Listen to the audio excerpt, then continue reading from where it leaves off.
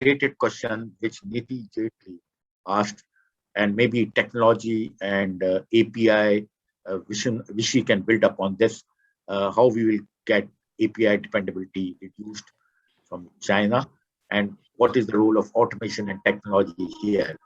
So what do you see? Sure.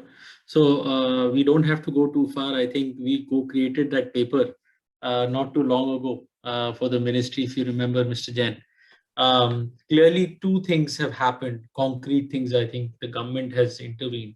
One is the announcement of 3 bulk drug parks, which again will give the industry some ease of building this capability.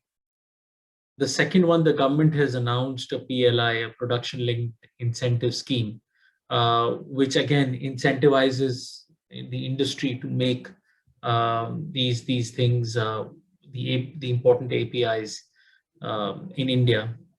I think what we also need to look at is the overall dependence, and in a very strategic way, think that what are the critical ones, and wherever our share of import crosses a certain threshold, we really need to make an intervention, right? And that's where I think now with these two pillars coming in together, that's the next bit that needs to happen to make this very, very effective.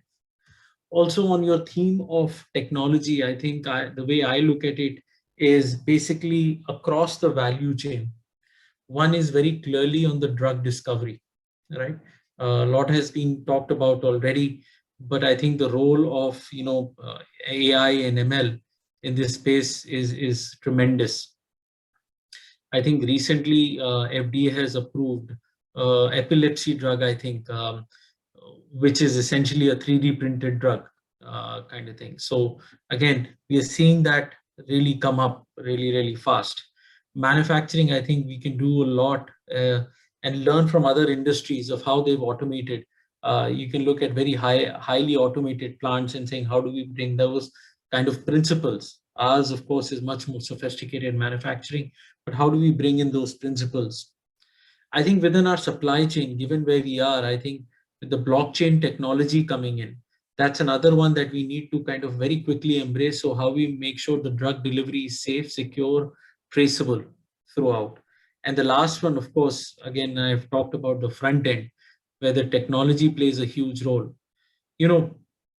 We are in a country where there is shortage of doctors, right? We don't have enough healthcare practitioners.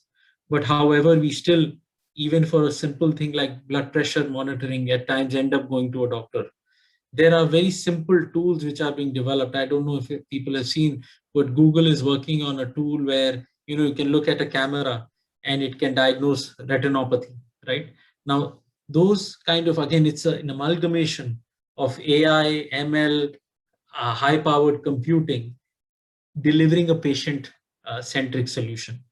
And I think we need to use those technologies to actually improve the productivity at the front end. So how do we, doctors are a scarce and a valuable resource we have.